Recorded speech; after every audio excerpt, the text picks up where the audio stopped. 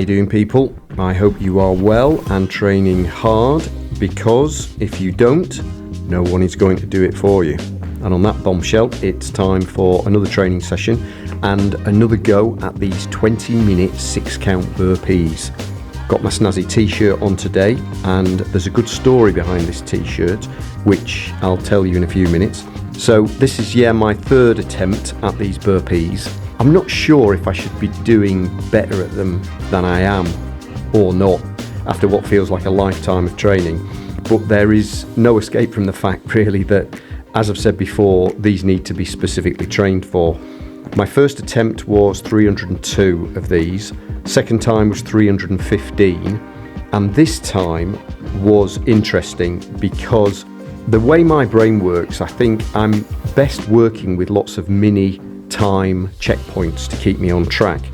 I think with interval work, it's easier to concentrate on repeated big efforts and then rests, rather than one big long push. A bit like runners who need to make sure they're on schedule for the time they want to achieve, because if you're not on schedule due to concentration lapse or fatigue, it's very difficult to make the time up.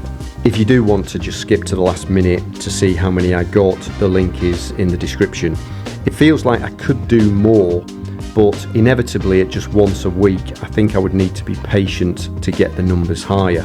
After the session, I thought I would top up the volume a bit with another 50 Navy Seal Burpees, which, in case you don't know, each one of those has 3 push-ups. Then I did a few sets of 1 minute on, 1 minute off plyometric jumps for legs and a slightly more intense cardio burst. Interestingly, Tony at Still in the Game has also been doing these leg finisher plyometrics, and although he hadn't done 1 or 2 of the exercises for quite a while, has practiced them, and I saw them in his last session attack them really well. And it made me think that actually I am a little bit going through the motions with my own plyometric jumps. Usually the way to go is to establish your number of each exercise that you do for that time period, to give yourself a minimum number you have to try and achieve in the given time. So for example, the heels to backside burpees, I would usually get around 26 per minute. So that was my minimum level I aimed for. But recently, I think because the focus has been on the burpees and the leg finisher has been a bit of an afterthought, the numbers have been a bit lower. So it's a good reminder there to try and stick to your numbers. If obviously you're too knackered to get there, then fair enough, but at least it's not through a lack of effort. So anyway, because of this, I did a dedicated leg session, which I'll post in the next video, in which I do 3 rounds of leg circuit, whereby each round has to be of the better numbers. But the real test is the 3rd round, when I'm already specifically fatigued in these specific exercises, but I still have to try and churn out those better numbers per minute.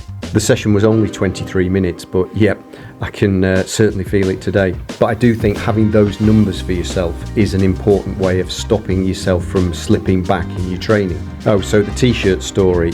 I got that t-shirt about 20 odd years ago when I played a tournament in Brazil, of all places.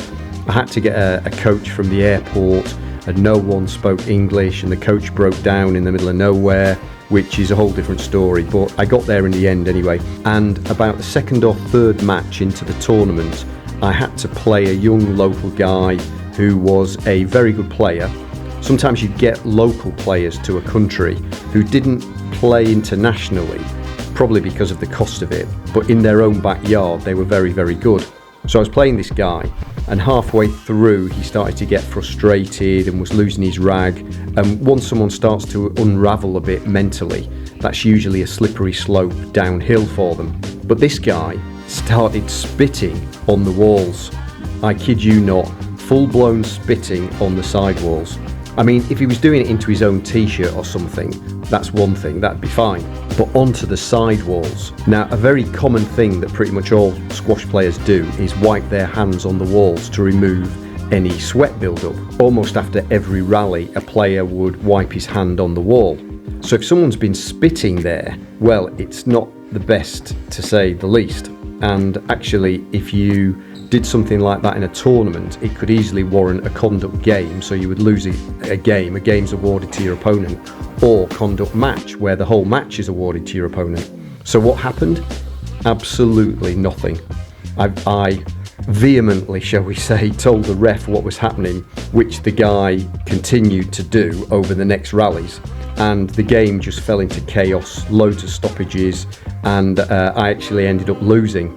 After the match, the tournament organizer, who hadn't actually been there for the match, apologised, very apologetic, but so what, because I was already out of the tournament. But he gave me a few perks to try and make up with it, and one of those was this t-shirt, which was a sponsor's t-shirt, so it had all the sponsors' names on, etc, etc. So yeah, even though I really like that shirt, it has a few, shall we say, distasteful memories associated with it. Anyway, that's today's Jackanory, for anyone old enough to know what that is. Keep an eye out for that next leg session, it's a good one. See you then.